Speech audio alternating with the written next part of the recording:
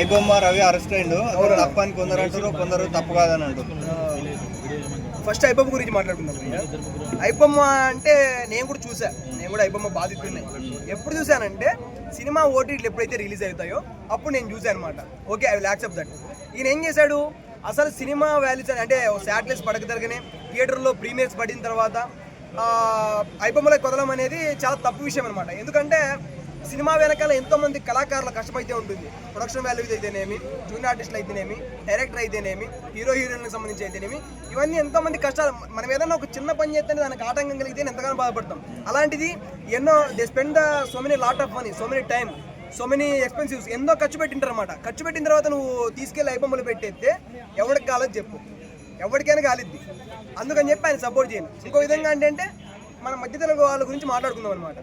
వాళ్ళు ఇంకోటి ఏం చెప్తాను, మధ్యతరగతి వాళ్ళు హాట్స్టార్, దాని తర్వాత నెట్ఫ్లిక్స్ ఇలాంటివి ప్రీమియర్స్ కట్టుకోవాలంటే మాకు 600-700 అబోవ్ అవుతుంది.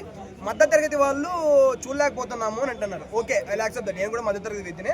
కాకపోతే ఏంటంటే సినిమా ఓటీటీకి వచ్చిన తర్వాత కూడా చూడొచ్చు కదా, అదొక పాయింట్. ఓటీటీకి వచ్చిన తర్వాత చూడొచ్చు. ఎక్కడ ఐబొమ్మలో రిలీజ్ చేయి, నేను సపోర్ట్ చేస్తా, ఐ విల్ యాక్సెప్ట్ దట్. అప్పుడు సపోర్ట్ చేస్తా. ఆయన కింగ్ అంట, ఏమైనా కావాలంటే. ఓటీటీకి రాకనే నువ్వు తీసుకెళ్ళి అసలు ప్రీమియర్ పడిన తర్వాత తీసుకెళ్ళి పెట్టడం అనేది దారుణం అని చెప్తాను అనమాట. మన డేటా అంటే ఓకే, ఆయన నాకు ఈ చూద్దాం. శివ సినిమా ఉందా, శివ సినిమా అంటే అది వాళ్ళ ఆవిడ కలిపి ఆయన పట్టేయడము. శివాజీ సినిమా, ఆ సినిమా గుర్తుంది అనమాట. వాళ్ళ ఆవిడ తీసుకొచ్చి ఆయన పట్టేయడము, దాని తర్వాత పోలీసు వాళ్ళు ఎంక్వైరీ చేసుకోవడము, ఇది జరుగుతుంది అనమాట. అంటే ఈయన ఇంత హ్యాకర్ అయినప్పుడు హైదరాబాద్లో అంటే మనకి హ్యాకింగ్ సంబంధించి చాలా జరుగుతూ ఉంటాయి అనమాట. అలాంటి దాంట్లో ఈయన మంచిగా తీసుకుంటే అంటే ఇంతకుముందు వాల్మీకి గారు ఉన్నట్టుగా ఆయన మంచి చేశారు కదా, దొంగని తీసుకొచ్చి మంచి చేసినట్టు. అలా మంచి చేస్తే ఆయన మంచిగా ఉపయోగపడతాడని అనుకుంటాను అనమాట. అంటే ఎవరికి ఎటువంటి హాని కలక్కోకుండా ప్రజలకు మంచి జరిగే, ప్రభుత్వానికి మంచి జరిగే విషయాలు ఏమైనా ఉంటే అలాంటి వాటిలో ఈయనకి సపోర్ట్ చేసి ఆయనకు మంచి శాలరీ ఇచ్చి దాంట్లో పెడితే మంచిగా ఉంటుందని నేనైతే కోరుకుంటాను. మరి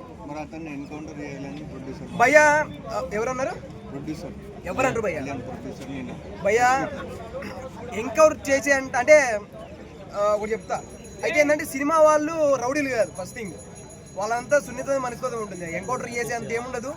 ఓకే, ఇస్తే ఒకవేళ ఆయనకి వార్నింగ్ అయితే ఇచ్చి, కౌన్సిలింగ్ ఇచ్చి ఇంకా మాట్లాడితే డిస్కస్ డోంట్ నో, మాట్లాడినంత అయితే అవ్వదు అని అనుకోదు. ఒకరు మాట్లాడితే కాదు కదా. ఆయన ఎన్కౌంటర్ చేసేంత పెద్ద తప్పే ఉన్న చేశాడు, తప్పేం కాదు భయ్య. అది నేను చెప్తాను కదా, ఎంకౌంటర్ చేసేది తప్పైతే కాదు.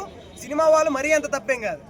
సినిమా వాళ్ళు ఎంకౌంటర్ చేసేంత స్థాయికి అయితే తీసుకెళ్లారన్నమాట. ఎందుకంటే వాళ్ళ ఆర్టిస్ట్ రౌడీలు కాదు ఫస్ట్ థింగ్, అదేనమాట.